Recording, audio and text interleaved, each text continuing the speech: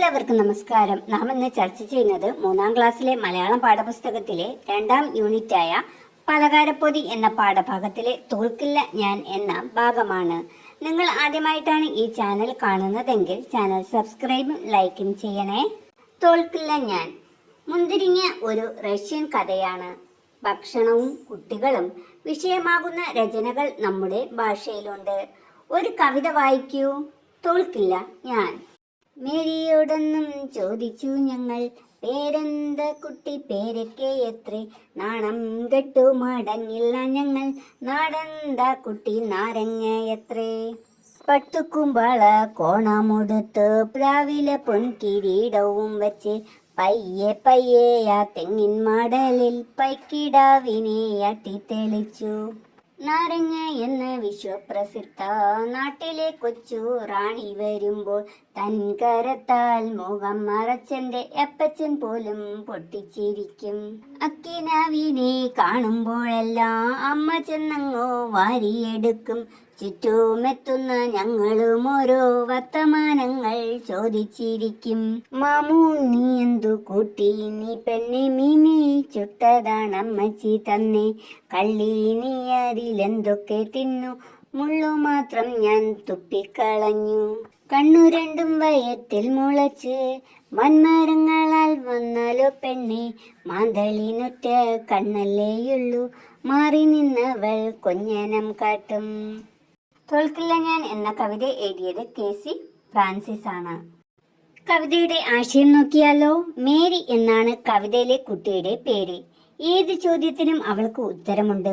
അവളോട് പേര് ചോദിച്ചാൽ അവൾ പേരയ്ക്ക എന്ന് ഉത്തരം പറയും. ചോദിക്കുന്നവർക്ക് ഇത് കേട്ട് ചമ്മലുണ്ടാകും.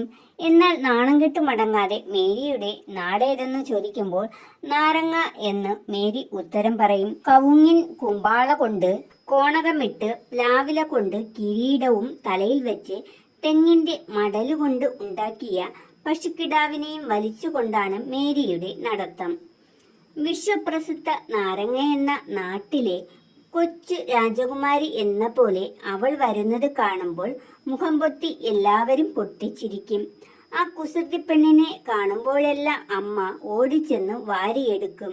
ചോറിനെന്താണ് നീ കര കൂട്ടിയത് എന്ന് അവളോട് ചോദിച്ചാൽ മീമി ചുട്ടതാണ് അമ്മ തന്നതെന്ന് അവൾ പറയും. അതിൽ നീ എന്തൊക്കെ തിന്നു എന്ന് ചോദിച്ചാൽ മുള്ളു മാത്രം ഞാൻ തുപ്പിക്കളഞ്ഞു എന്നായിരിക്കും മറുപടി. അവളെ പേടിപ്പിക്കാൻ വേണ്ടി മീനിന്റെ കണ്ണു രണ്ടും വയറ്റിൽ മുളച്ച് വൻ മരമായി വന്നാലോ പെണ്ണെ എന്ന് ചോദിച്ചാൽ അവൾ കൊഞ്ഞനം കുത്തിക്കൊണ്ട് മാന്തളിന് ഒറ്റ കണ്ണേയുള്ളൂ എന്ന് മറുപടി പറയും. പാഠഭാഗത്ത് തന്നിട്ടുള്ള അർത്ഥങ്ങൾ നോക്കിയാലോ. കൂമ്പാള, കവുങ്ങിന്റെ പൂങ്കുലയെ പൊതിഞ്ഞു നിൽക്കുന്ന ഇളം മഞ്ഞപ്പോള. കോണം, കോണകം, പയ്യെ പയ്യെ, പതുക്കെ പതുക്കെ. മടല്, തെങ്ങിന്റെ ഓലയുടെ തണ്ട്. പൈക്കിടാവ്, പശുക്കുട്ടി. വിശ്വപ്രസിദ്ധം, ലോകത്താകെ അറിയപ്പെടുന്ന. കരം, കൈ. കിനാവ്, സ്വപ്നം. പാഠഭാഗത്ത് തന്നിട്ടുള്ള ചോദ്യങ്ങൾ നോക്കിയാലോ. നാരങ്ങ നാട്ടിലെ കൊച്ചുറാണിയുടെ ചിത്രം കണ്ടില്ലേ? കവിത വായിച്ചപ്പോൾ മനസ്സിൽ തെളിഞ്ഞ കൊച്ചുറാണിയുടെ ചിത്രം വരയ്ക്കൂ. നിങ്ങളുടെ മനസ്സിൽ തെളിഞ്ഞ കൊച്ചുറാണിയുടെ ചിത്രം വരയ്ക്കാനാണ് പറഞ്ഞിട്ടുള്ളത്. വരയ്ക്കുമല്ലോ. അടുത്ത ചോദ്യം നോക്കൂ. ചിത്രത്തിലെ കൊച്ചുറാണിയുടെയും കവിതയിലെ കൊച്ചുറാണിയുടെയും വേഷവിധാനങ്ങൾ തമ്മിൽ എന്തെല്ലാം വ്യത്യാസമുണ്ട് നോക്കാം. ഉത്തരം നോക്കിയാലോ. കവിതയോടൊപ്പമുള്ള ചിത്രത്തിലെ കൊച്ചുറാണിയുടെയും കവിത വായിച്ചപ്പോൾ മനസ്സിൽ തെളിഞ്ഞ കൊച്ചുറാണിയുടെ വേഷങ്ങൾ തമ്മിൽ വ്യത്യാസമുണ്ട്.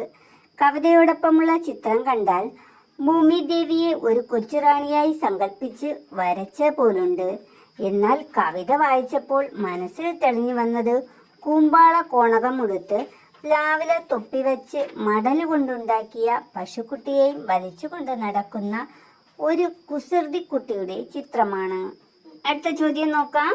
മുന്തിരിങ്ങ തിന്ന വാനിയും മാന്തൾ തിന്ന മേരിയും കുടുങ്ങിപ്പോയ സന്ദർഭത്തിൽ നിന്ന് രക്ഷപ്പെട്ടത് എങ്ങനെ?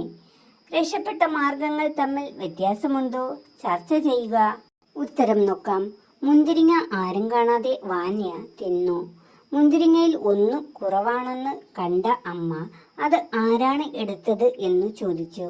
താൻ എടുത്തിട്ടില്ല എന്ന് കള്ളം പറഞ്ഞ് വാനിയ അതിൽ നിന്ന് രക്ഷപ്പെടാൻ ശ്രമിച്ചു. എന്നാൽ അവസരോചിതമായി അച്ഛൻ ഇടപെട്ട് മുന്തിരിങ്ങ തിന്നത് വാനിയാണെന്ന രഹസ്യം പുറത്തു കൊണ്ടുവന്നു.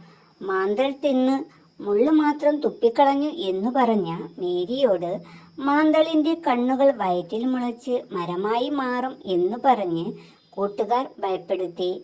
എന്നാൽ അതിനെ ഒരു തമാശയായി കണ്ട് മാന്തളിന് ഒറ്റ കണ്ണേയുള്ളൂ എന്ന് പറഞ്ഞ് കുഞ്ഞനം കാട്ടുകയാണ് അവൾ ചെയ്തത്.